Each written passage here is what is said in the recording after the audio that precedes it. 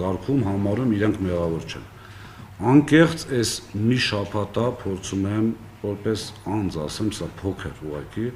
փորձում եմ գտնել Կարապետյան Սամվելի մեղքը, փորձում եմ գտնել մեր հեծի մեղքը, որի պատճառով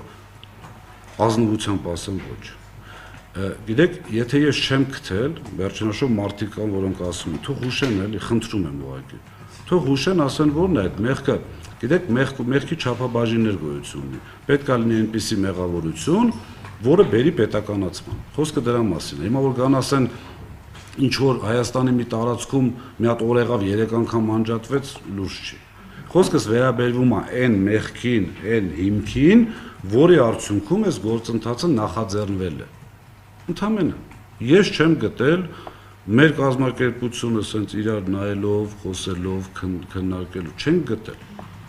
Ընդհուպ անկախ փորձագետների ենք լսում, ասում ենք լավ, այդ մարդ իրականում անկախ, ասում եմ չեմ ճանաչում։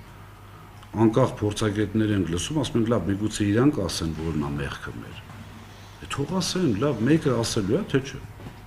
Պետականացնում եք, մեկը գալու է, ասի, այս սրա համար ենք անում, բացի տենց պոպուլիստական ընդհանուր ինչ որ հայտարարություններ անելու։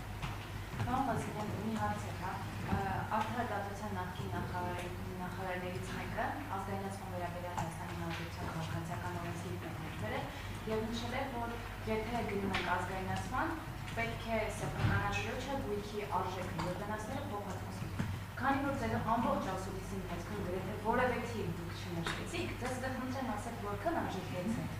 որքան արժեքի փոխհատուցումը, որը հնարավոր դեպքում, երբ որ ազգայնացում իրականացվի, պետք է պետությունը։ Տեսեք, մենք վերջի գնահատում չունենք, ես չեմ խուսափում թիվ ասելու, ձեզ որ ասել եմ թիվ չենք ասելու, ուղղակի չունեմ։ Պետք է գնահատող լուրջ ու իմջարից ասեմ, ես չեմ ուզում փնովել մեր ներքին գնահատողներին կամ վատաբանել, շատ լավն են, բայց